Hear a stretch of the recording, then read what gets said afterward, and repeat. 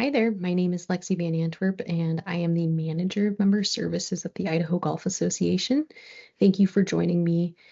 We are going to go over some of the rules of handicapping, and if you have any questions, please feel free to email me. My email is lexie@idahoga.org, and I'm happy to answer any questions that you may have. Let's get into it. We are going to talk about some major changes that happened in 2024. We will talk about the purpose and authorization, obtaining a handicap index, Rule 1. The purpose of the World Handicap System is to enhance the enjoyment of the game and make it easy for golfers to get and use a handicap index against any player on any course in the world.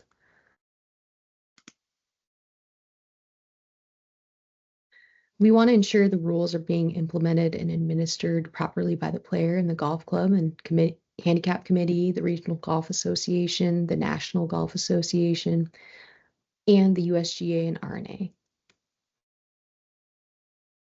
Rule 2, scores acceptable for handicap purposes. The scores a player submits for handicap purposes are at the core of the calculation of their handicap index.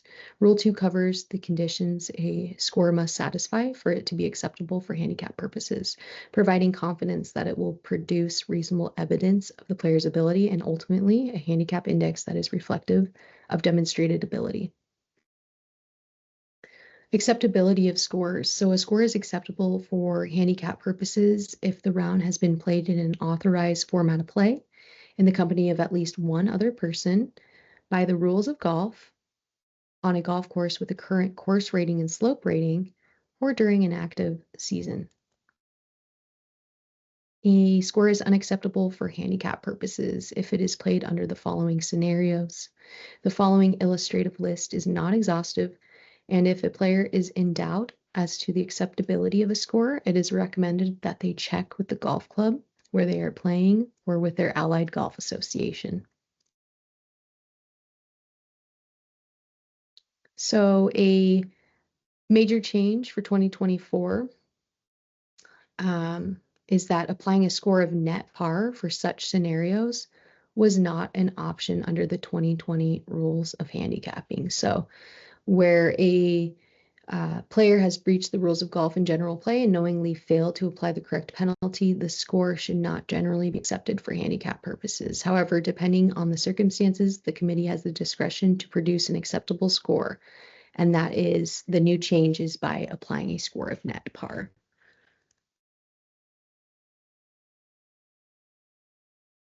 The minimum numbers of holes played has changed as well. So for a 9-hole score to be acceptable, all 9 holes must be played over 9 holes with a current course rating and slope rating. For an 18-hole score to be acceptable, at least 10 holes must be played. When 10 to 17 holes are played, the player must post their scores using the hole-by-hole option. Rule 3 is the adjustment of hole scores.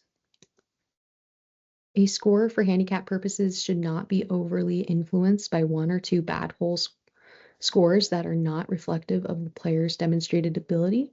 In addition, incomplete scores and/or scores where a player did not hole out on every hole can provide reasonable evidence of the player's ability and can be used for handicap purposes. Rule 3 covers the circumstances where scores may be acceptable and how these hole scores should be adjusted. Maximum hole score for handicap purposes, net double bogey. A player's maximum hole score for handicap purposes equal to par of the hole plus 2 strokes plus any handicap strokes that the player receives on that hole. This exists because even the best players have bad holes, and the occasional bad hole shouldn't define a player's ability. And as a result, the maximum hole score ensures that the bad holes don't impact a player's handicap index too severely.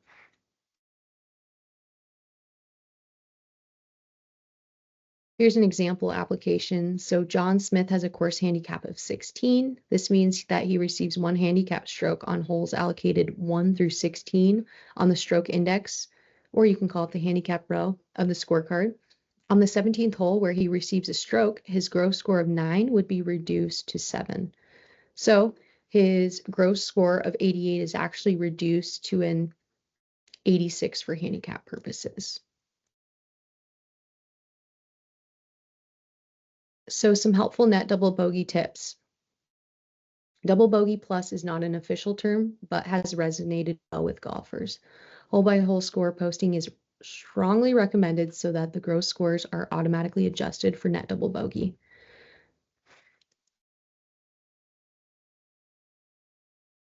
So when a hole is not played, there are some valid reasons for not finishing a round or playing a hole. Would be because of darkness or bad weather, injury or illness. A hole has been declared out of play by the committee for maintenance purposes, or a match finishing before the final hole on the course. Some invalid reasons might include weather that does not prevent the continuation of play, not playing a particular hole to avoid a high score, not playing the final holes on a golf course in order to avoid submitting either a high score if you're playing super bad or a low score if you're playing really well, and any other situations considered unreasonable by a handicap committee. And if one or more holes has not been played for a valid reason, then an 18-hole score differential will be created using their expected score for the hole or holes not played. And remember that a minimum of 9 holes on a rated 9 must be played. So some 10 to 17 hole score benefits are that players can see more consistency than if they were to apply net par for remaining unplayed holes. For the first time, if between 10 to 13 holes are played, the player will have an 18-hole scoring differential in their scoring record. And by leveraging score posting technology to make this process simple and intuitive, the results will be a more modern experience for players. So this is a really exciting change. When 10 to 17 holes have been played, a value is actually calculated from the holes played. When then the expected score is used for any holes not played. Lastly, these values are added to determine the 18-hole score differential. The player will be required to post their scores hole by hole when 10 to 17 holes are played. The expected score is based on the average score differential of a player with a given handicap index and a normal distribution of scores. So it is not specific to each player. In this example here, Jane Smith played 16 holes before stopping play. Through 16 holes, her adjusted score was 78, and as a result, a score differential will be created for the 16 holes played, and the player expected score will be used for the 2 holes that were not played. Those two values will then be added together to create an 18-hole score differential for immediate use. The estimated course rating is then determined by adding the 9-hole course rating from the front 9 to the estimated 7-hole course rating from the back 9 to create a 16-hole course rating. The estimated slope rating for the 16 holes played is also determined. This slide is to show you how this is done. Player's adjusted gross score over 16 holes, which was 78, is used in the score differential calculation, along with the 16-hole estimated course and slope ratings to determine a 16-hole score differential for the holes played. The result is a 16-hole score differential of 12.8. Finally, an expected score differential for Jane Smith is determined for 2 holes not played, which is equal to 2.12. And that value is added to her 16-hole score differential to create an 18-hole score differential that will be entered into her scoring record. Remember, a player's expected score is based on the average score differential of a player with a given handicap index and normal distribution of scores. So it's not specific to each player. Her expected score differential of 2.12 was determined using her handicap index of 16.0 from when the round was played. There will not be a unique score type for 10 to 17 holes played, but AGAs and clubs will be able to report on these instances. So you will see there that she shot a 78 and in parentheses and the number of holes she played, which is 16. Let's talk about Rule 4, submitting a score. The eligibility to submit a score.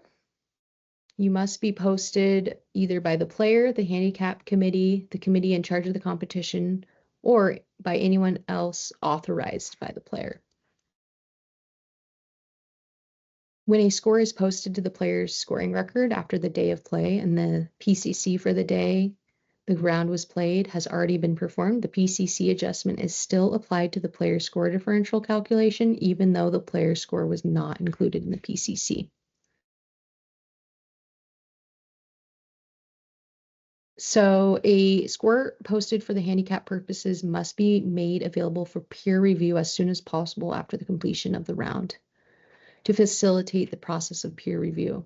A player or someone authorized by the player must post their scores as soon as possible after completion of the round and before midnight local time. And the handicap committee should ensure a submitted score is posted to the player's scoring record as soon as possible. Peer review is normally conducted by someone playing in the same group or who was present during the round or who is a member of the same golf club as the player. An overarching theme of the World Handicap System is to be inclusive, and this feature will hopefully encourage golfers who only play sporadically to establish and maintain a handicap index. And when establishing an initial handicap index, a player must post scores from completed 9-hole or 18-hole rounds. So no 10 to 17-hole scores can be used at first. Let's talk about Rule 5, which is the handicap index calculation. The handicap index calculation includes mechanisms that take into consideration the conditions in which a round was played. Remember previously demonstrated ability within a defined period of time. Cap the upward movement of a player's handicap index within a defined period of time, and apply additional adjustments to a player's handicap index when an exceptional score is submitted. An 18-hole score differential is calculated as follows and rounded to the nearest tenth with 0.5 rounded upwards. And please note that the PCC adjustment ranges from -1 to +3. So in this example, the player posted an adjusted gross score of 85 and played a course with a course rating of 68.7 and slope rating of 117. With the PCC adjustment being 0, the 18-hole score differential came out to be 15.7. Scores 7 or 8-hole rounds cannot receive an expected score to receive a 9-hole or 18-hole score differential. The 9 holes must be played over a rated 9. For example, if a player plays holes 4 through 12, unless a unique rating exists for these 9 holes, the score would not be acceptable for handicapping purposes.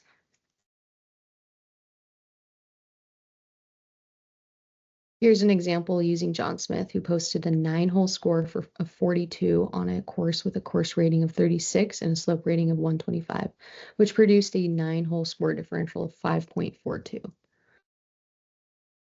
The 9-hole score differential from the 9 holes played is then added to the player's expected 9-hole score differential, which based on a player with a handicap index of 10 is 6.38. Those values are then added together to produce an 18-hole differential equivalent, which will be added to the player's scoring record.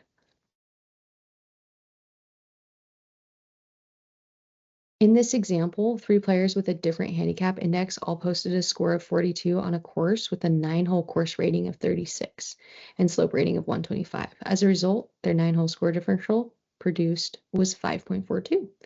However, as you can see, their final 18-hole score differentials are all different because their expected scores are based on their handicap index. The player with the lowest handicap index has the lowest expected score. And in this example, 3 players will have the same handicap index of 17.1.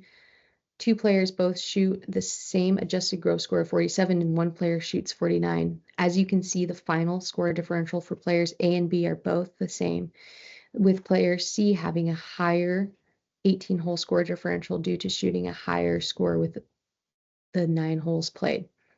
The expected score for all 3 players were the same, again, because their handicap index at the time the round was played were the same. The first highlighted score 41 and the third highlighted score 43 are relatively close, but the 18-hole score differential is quite a bit different because the handicap index at the time the rounds were played were different. It's important to note that expected scores will neutralize the player's performance and essentially puts the focus on play over 9 holes.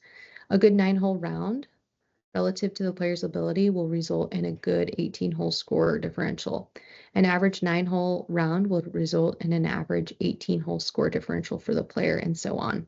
Expected score looks at the handicap index, not the scoring patterns or the score differentials used to calculate the handicap index. Note that the end score type will be retained for combined 9-hole scores from 2023 and prior. Reporting using appropriate date selection will help get the appropriate date. Materials with this information will be distributed.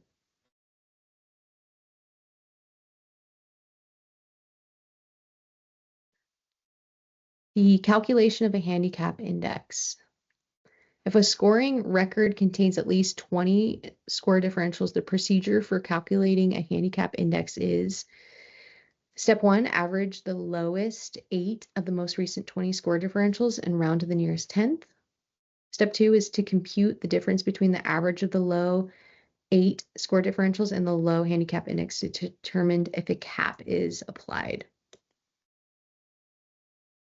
In 2020, there was some initial pushback about the max handicap index being so high. However, if these players feel more welcome to establish a handicap index as a result of the increased limit, then they will more likely play golf and improve, as well as learn about net double bogey, where they can pick up once they've reached their max score in casual play. Not all high handicap players play slowly, and slow play isn't limited to higher handicap players.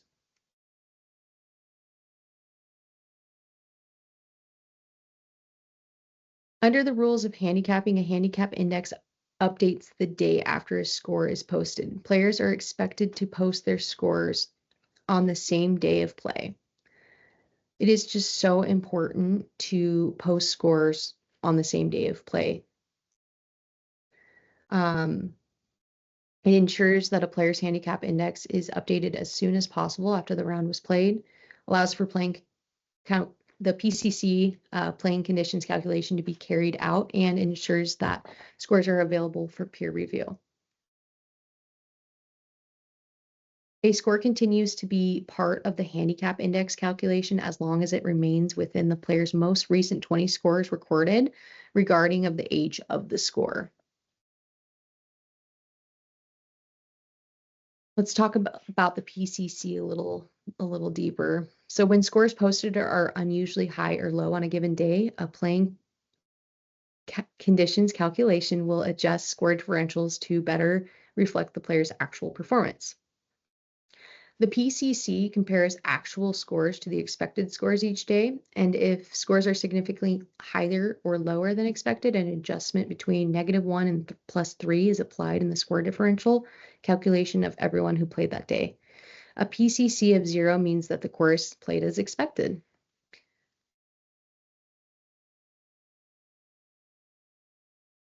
So some key considerations for the PCC is the PCC takes place once at midnight local time each day. Players with a handicap index of 36 or less are considered.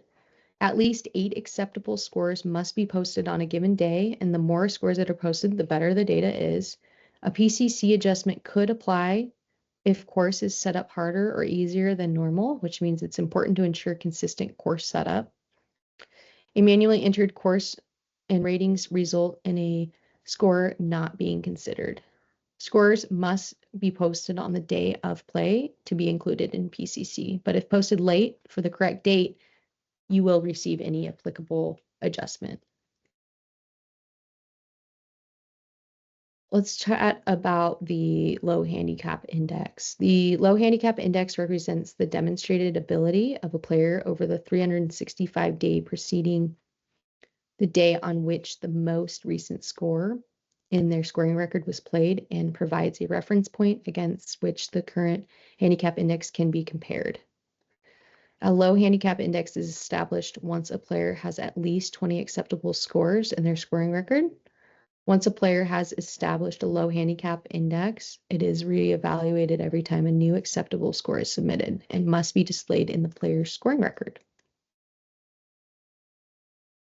A popular question is, why 365 days? And here are 3 responses to that question. It's enough time to consider the memory of a player's demonstrated ability. It provides a consistent time frame for everyone rather than count scores which would be dependent on frequency of play. It enables a player who performed well in an annual event to potentially still be impacted in the same event the following year. Soft cap and hard caps, which are a part of the handicap index calculation, ensure that a temporary loss of form does not cause a player's handicap index to increase to a level inconsistent with their demonstrated ability. I can't emphasize enough that the soft cap and the hard cap are a part of the handicap index calculation, and they are auto-applied. They are automatically applied. So nobody is going in there and just applying a soft cap or hard cap. It is an automatic function within the system.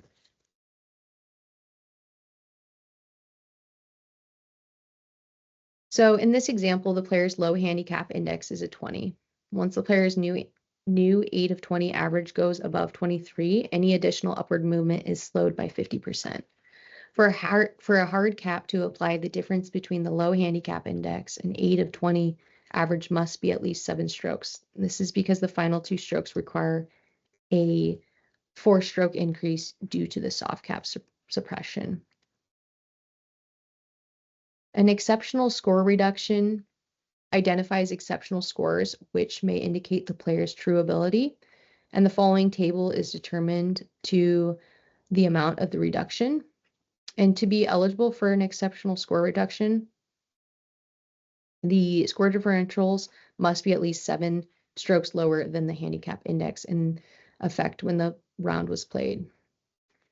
A reduction is automatically applied within the calculation of a player's updated handicap index following the submission of an exceptional score. Reductions for multiple exceptional scores are applied cumulatively. The handicap committee is permitted to override any adjustment for an exceptional score if it considers that the adjustment would result in a player's handicap index not being a fair reflection of their demonstrated ability. A player's scoring record does not need to include 20 scores before an exceptional score reduction can be applied. Once a handicap index has been established, all subsequent scores are eligible to receive an ESR.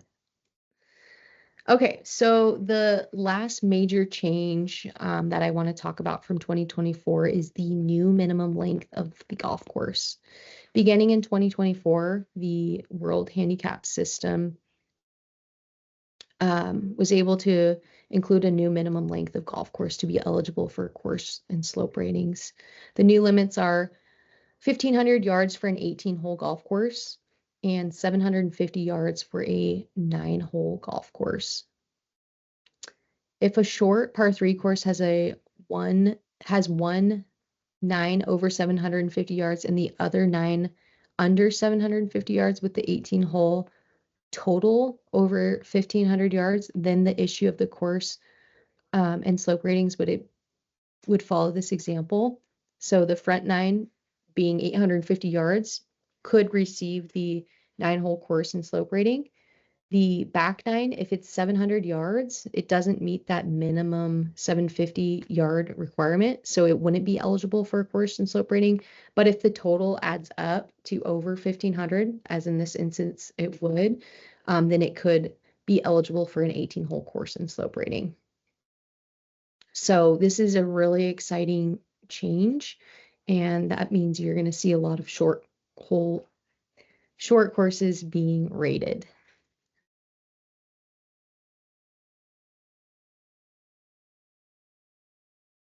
Again, thank you so much for listening today. Please email me. My email is lexie@idahoga.org if you have any questions at all. Again, thanks again for watching, and I hope you were able to learn about some rules of handicapping.